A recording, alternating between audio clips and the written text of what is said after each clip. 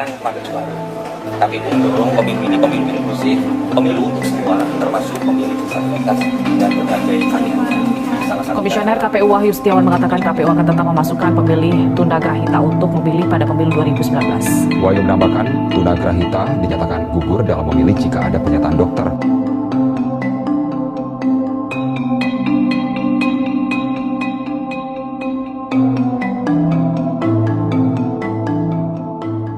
Liputan pagi dengan informasi berdasarkan undang-undang saudara warga negara Indonesia yang menderita gangguan jiwa, ternyata juga berhak untuk menggunakan hak pilih mereka. Ya, di berbagai daerah ribuan pasien gangguan jiwa ikut mencoblos khusus disabilitas ini ada template dengan huruf braille.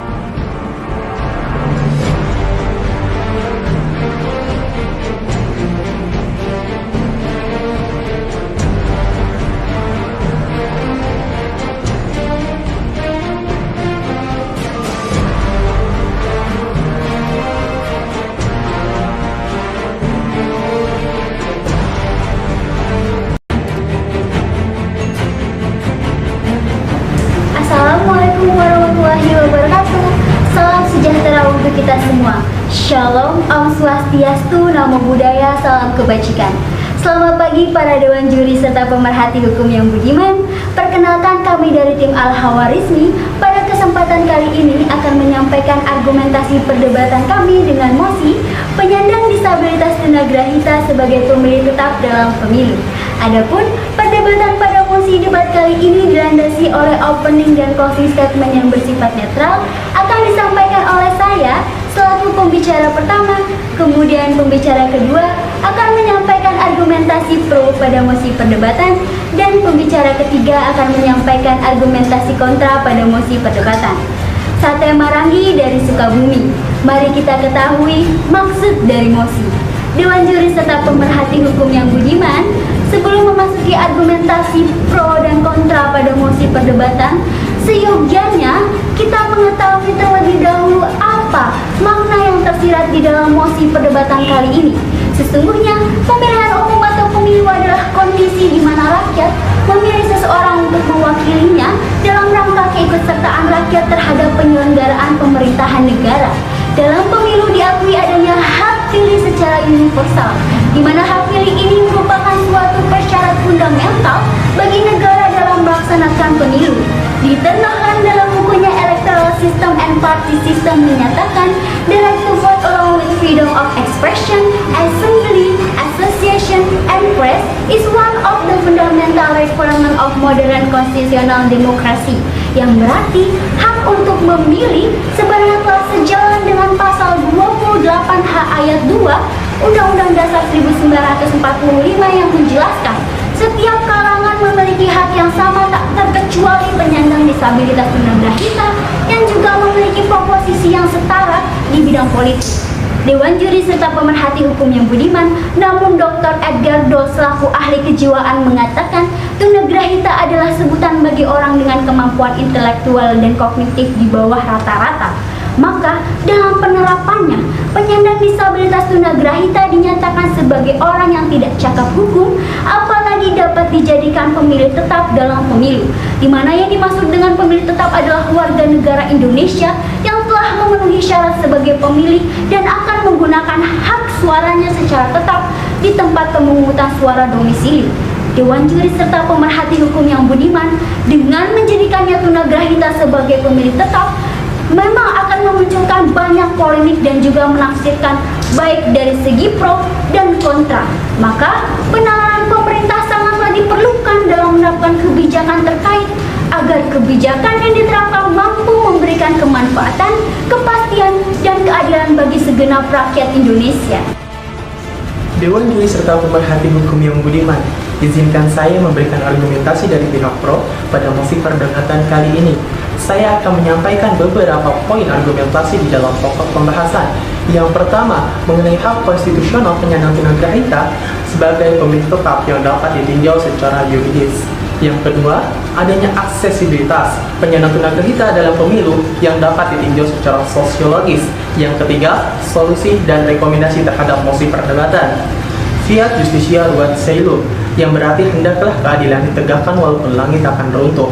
Dalam pasal 28D ayat 1 Undang-Undang Dasar 1945 berbunyi, setiap orang berhak atas pengakuan, jaminan, perlindungan, dan kepastian hukum yang adil serta perlakuan yang sama di hadapan hukum. Dan dijelaskan pula dalam Undang-Undang Nomor 7 Tahun 2017 tentang Pemilihan Umum pada pasal 1 ayat 1 bahwa pemilu menjadi sarana untuk dapat memilih pemimpin yang dilaksanakan secara langsung, umum, bebas, rahasia, jujur, dan adil dalam negara Kesatuan Republik Indonesia.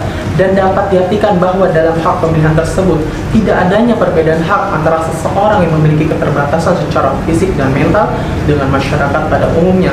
Sehingga jika kita telaah berdasarkan data dari Komisi Pemilihan Umum pada tahun 2019, tercatat penyandang tunagrahita mencapai 332.728 jiwa, yang dimana penyandang tunagrahita tersebut masih dalam proses pendataan daftar pemilih tetap. Oleh karena itu, dengan angka yang cukup mempengaruhi dalam pemungutan suara, seyogianya Komisi Pemilihan Umum memberikan kepastian hukum untuk menjadikan penyandang tunagrahita sebagai pemilih tetap secara permanen dan hanya bukan wacana belaka. Dewan Juri serta pemerhati hukum yang budiman, dalam pemilu diharuskan adanya aksesibilitas. Menurut M. Afifuddin dalam bukunya yang berjudul Membumikan Pengawasan Pemilu, mengatakan aksesibilitas dalam pemilu adalah suatu kondisi tatkala setiap warga negara bisa menggunakan hak politiknya tanpa hambatan apapun. Dan aksesibilitas yang dimaksud di sini adalah fasilitas dan pelayanan yang bisa memudahkan penyandang tunagrahita dalam memberikan hak politiknya. Kemudian, dalam Perserikatan Bangsa-Bangsa menjelaskan dalam Convention on the Right of Persons with Disabilities bahwa negara harus menjamin hak politik penyandang tunadisabilitas tak terkecuali penyandang tunagrahita. Interupsi? Ya, silakan rekanku. Dewan Juri yang terhormat, jika kita melihat keterbatasan intelektual juga mental yang dimiliki para penyandang disabilitas tunagrahita, seharusnya pemerintah tidaklah perlu menjadikan para penyandang tunagrahita sebagai pemilih tetap dalam pemilu. Dewan Juri serta pemerhati hukum yang budiman, mungkin pihak kontra tidak memahami secara komprehensif apabila dilihat dari segi yuridis. Indonesia merupakan negara hukum yang telah termaktub pada pasal 1 ayat 3 Undang-Undang Dasar 1945, yang dimana negara hukum menjunjung tinggi keadilan dan melindungi hak asasi manusia. Oleh karena itu, pentingnya menjadikan tunagrahita sebagai pemilih agar hak konstitusional yang diberikan oleh negara tidak tereduksi dan negara tidak bersikap diskriminatif. Kembali kepada topik argumentasi, apabila Indonesia menghilangkan hak asasi manusia, maka Indonesia dinyatakan sebagai negara hukum yang tidak berkomitmen atas dasar kegagalan dalam mewujudkan nilai-nilai kemanusiaan. Kemudian, berdasarkan pandangan John Rawls dalam Theory of Justice yang mengatakan, justice and fairness recommends equal basic right, equality of opportunity, and promoting the interest, yang pada intinya setiap orang berkesempatan yang sama dalam bernegara. Dewan Juri serta pemerhati hukum yang budiman, solusi dan rekomendasi yang dapat ditawarkan atas permasalahan tersebut adalah negara harus lebih memperhatikan hak politik penyandang tunagrahita, seperti halnya menambah alat bantu dalam menunjang pelaksanaan pemilihan umum. Dan negara pun harus melindungi hak penyandang tunagrahita karena hak dan ketentuan tersebut sudah diatur dalam undang-undang. Dapat diartikan pula ketentuan yang disebut di sini adalah adanya keterangan dari psikiater dan pendampingan agar tidak terjadinya pengarahan hak pilih kepada calon tertentu dan tidak terjadinya intimidasi saat pemilihan umum. Kemudian, dengan adanya ketentuan tersebut dapat membantu para tunagrahita mendapat kepercayaan diri karena adanya keterlibatan dalam pemilihan umum. Tatkala penyandang tunagrahita akan merasa diterima dalam kehidupan bermasyarakat. Dewan Juri serta pemerhati hukum yang budiman, berdasarkan pada mosi perdebatan kali ini, izinkan saya selaku standing kontra untuk menyampaikan argumentasi perdebatan. Dan dalam argumentasi, saya akan menyampaikan beberapa poin pokok pembahasan. Yang pertama, yaitu konstitusi sebagai parameter pada mosi perdebatan sebagai landasan yuridis. Yang kedua, teori efektivitas hukum sebagai parameter landasan filosofis. Kemudian yang ketiga, solusi atau rekomendasi sebagai parameter landasan sosiologis. Vox Populi Vox Dei, suara rakyat adalah suara Tuhan. Maka perlu kita ketahui bersama, salah satu syarat untuk memiliki hak dalam pemilu adalah dalam keadaan tidak terganggu jiwa atau ingatannya. Dengan begitu, para penyandang disabilitas mental dapat dikategorikan sebagai orang yang tidak cakap menurut hukum. Hal ini dikarenakan mereka ditaruh di bawah kemampuan. Dengan demikian, dapat kita sadari bahwa pemilihan umum menjadi salah satu tolak ukur untuk memilih dan menentukan seseorang yang layak untuk dijadikan pemimpin. Namun, jika yang melakukan pemilihan adalah orang dengan gangguan mental, dikhawatirkan jika dirinya tidak mampu memilih pemimpin yang sesuai dengan kehendak dirinya sendiri. Dijelaskan dalam pasal 4 huruf B Undang-Undang Nomor 8 Tahun 2016 tentang penyandang disabilitas. Penyandang disabilitas intelektual adalah seseorang yang mengalami gangguan karena tingkat kecerdasan di bawah rata-rata, antara lain lambat dalam belajar seperti tunagrahita. Jika pemerintah mengikut sertakan penyandang tunagrahita dalam pemilu, hanya akan menjadi problematika adanya kecurangan karena keterbatasannya dalam menganalisis juga berpikir pilihan yang akan dipilih.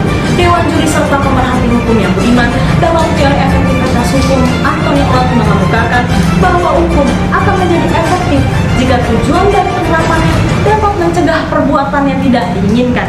Secara umum, hukum yang efektif dapat membuat apa yang dirancang menjadi terwujud dalam kehidupan sosial bermasyarakat.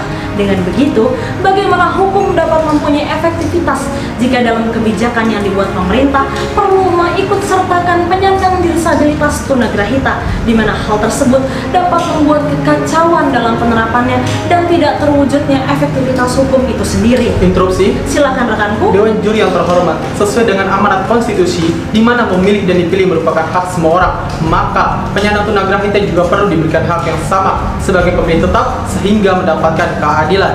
Dewan Juri serta pemerhati hukum yang budiman, berdasarkan sanggahan dari pihak pro, terlihat adanya kekeliruan dalam pandangannya. Jika kita berbicara tentang keadilan selaras dengan pemikiran Aristoteles, di mana keadilan distributif adalah keadilan yang menuntut bahwa setiap orang mendapatkan haknya yang bersifat proporsionalitas atau sesuai dengan porsinya masing-masing, dan tidak bisa kita samaratakan begitu saja. Kembali kepada topik argumentasi berkaitan pada asas pemilu, yaitu langsung, umum, bebas, rahasia, jujur, dan adil. Jika kita analisis dengan seksama, melihat kondisi para disabilitas tunagrahita yang memiliki keterbelakangan mental, muncullah pertanyaan, bagaimana bisa tunagrahita dapat merasakan keadilan yang dimaksudkan dalam pasal tersebut? Ketika kita berbicara tentang kejujuran dalam akses tersebut, timbullah kembali pertanyaan, bagaimana para penyandang disabilitas tunagrahita mengakui kejujurannya dalam memilih? Jika kita telah secara bersama, seorang penyandang tunagrahita sebenarnya sulit memahami makna dari asas kejujuran di dalam pemilu, dikarenakan saat menggunakan hak pilihnya saja, penyandang tunagrahita masih membutuhkan bantuan dari pihak medis. Dan jika masih harus dapat bantuan dari pihak medis, akankah asas rahasia sesuai dengan ketentuan dalam pemilu dapat diterapkan? Begitu pula dengan asas bebas dalam pemilu, akankah dapat terlaksana dengan seharusnya? Perlu kita ketahui bersama Dewan Juri yang terhormat, dalam Undang-Undang Nomor 7 Tahun 2017 tentang Pemilihan Umum pada pasal 356 ayat 1, hanya penyandang disabilitas netra dan disabilitas fisiklah yang mendapatkan hak untuk menjadi pemilih dalam pemilihan umum. Adapun solusi yang dapat diberikan, seharusnya pemerintah membuat kebijakan yang lebih menguntungkan pada penyandang disabilitas tunagrahita, memberikan tempat atau ruang kepada kelompok tunagrahita untuk dapat berkembang sesuai dengan kapasitas yang mereka miliki. Dalam arti, pemerintah membuat terobosan yang jelas dalam memperjuangkan hak kelompok tunagrahita, bukan hanya sibuk untuk memberikan hak pilih kepada penyandang disabilitas tunagrahita. Perlu dipertegaskan kembali, dengan tidak diikut sertakannya para penyandang disabilitas tunagrahita sebagai pemilih tetap, bukan berarti para penyandang disabilitas kehilangan haknya di hadapan hukum, karena negara sama sekali tidak mereduksi daripada hak penyandang disabilitas tunagrahita yang sudah termaktub pada pasal 28A sampai 28J tentang hak warga negara. Dewan Juri serta pemerhati hukum yang budiman, maka dapat kita runtutkan argumentasi pada mosi perdebatan kali ini, di mana dalam sudut pandang pihak pro menyampaikan argumentasi bahwa penyandang disabilitas tunagrahita harus diberikan hak yang sama, terutama dalam hak memilih pada pemilihan umum, agar pemberlakuan kebijakan pemerintah terkait hak memilih dalam pemilu tidak menampilkan sisi diskriminatif kepada para penyandang tunagrahita, yang tentunya hal tersebut telah sesuai dengan ketentuan hak asasi manusia dalam termaktub pada Undang-Undang Dasar 1945. Kemudian, dalam sudut pandang pihak kontra menyampaikan tidak cakap dalam hukum adalah penyandang tunagrahita, maka Maka pemerintah seyogyanya harus mempertimbangkan hal tersebut, karena jika ada yang melakukan pemilihan umum adalah orang dengan gangguan mental, dikhawatirkan dirinya tidak mampu memilih pemimpin yang sesuai dengan kehendak dirinya sendiri, sehingga berpotensi adanya penyalahgunaan hak suara yang nantinya akan merugikan pihak lain. Terlebih jika penyandang tunagrahita membutuhkan bantuan medis saat menyalurkan hak suaranya, maka pemberlakuan asas rahasia dalam pemilu perlu dipertanyakan keabsahannya. Dewan Juri serta pemerhati hukum yang budiman. Sebelum menutup perdebatan kali ini, Jeremy Bentham dalam bukunya yang berjudul Introduction to the Principle of Moral and Legislation mengemukakan the greatest happiness for the greatest number, yang bermakna tujuan hukum adalah menjamin kebahagiaan terbesar untuk jumlah manusia yang terbesar. Burung pipit, burung cendrawasih. Sekian dan terima kasih. Wabillahi taufiq wal hidayah. Wassalamualaikum warahmatullahi wabarakatuh. Salam fasih.